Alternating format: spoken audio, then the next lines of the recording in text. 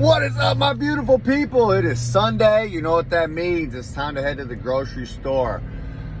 Project UF and Resurgent Strength, we're all about doing the common uncommonly well. What does that mean? It's like a premise of CrossFit. It's stolen from gymnastics. Greg Glassman, the guy who created CrossFit, was a big gymnastics guy.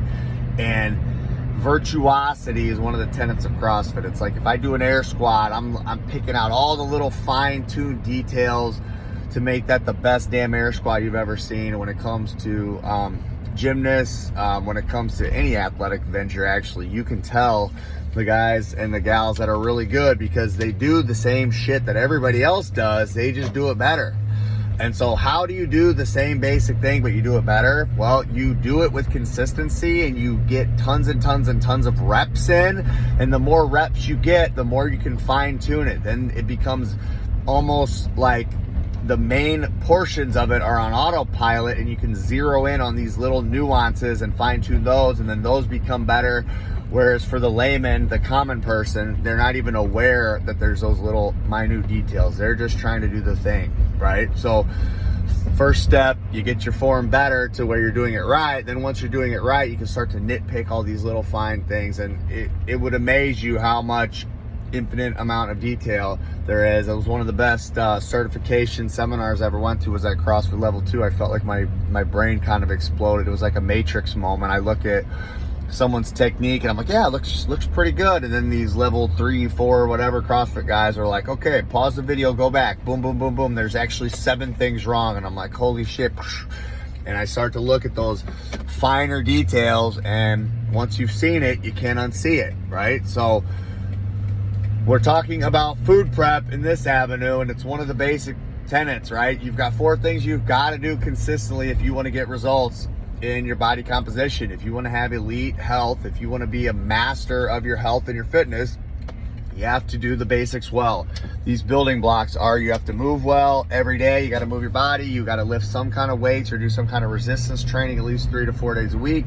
And you have to eat the right amount of fuel for your body, including the right amount of protein. So when we go to the grocery store, this is what we're after.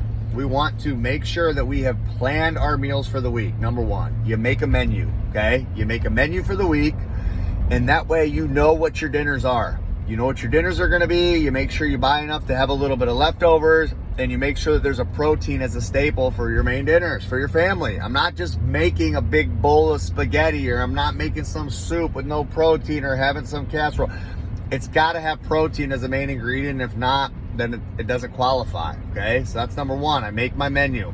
Things that I enjoy, recipes that we've tried. This is the part where you can see virtuosity. When working with clients, you may not have a very big arsenal of recipes when you first start this health journey. That's okay. But guess what?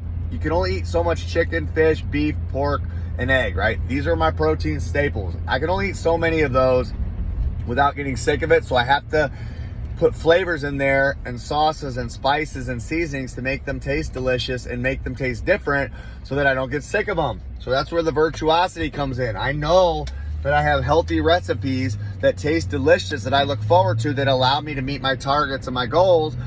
So now the more that I do this, the more that list expands, and I'm always eating things that taste delicious, but I'm also always eating things that hit my goals. I'm not sacrificing and eating quote unquote healthy or some weird diet food in order to hit my goals, and then I go back to craving the other crappy food, and then I gain all my weight back.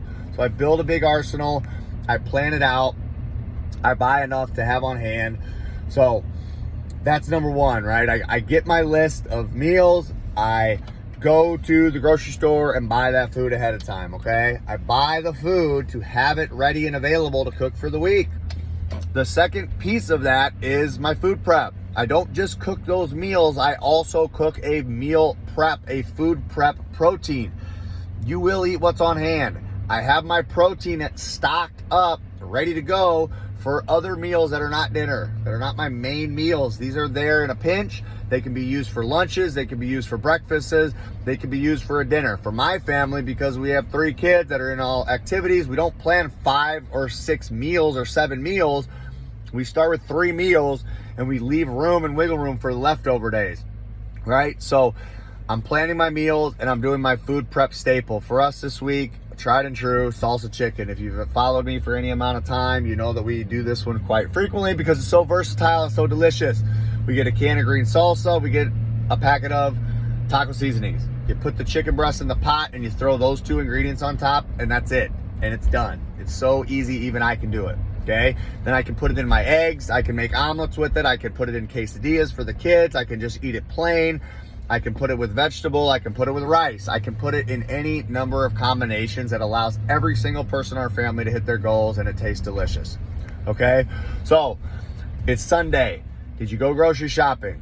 Did you plan your meals? Did you prep the food? Is your crock pot going? Is your grill going? If you've done those things, there's only one thing left you got to do. You've got to plan your workouts for the week. What time are you going to the gym? What workouts are you doing? Who are you doing them with?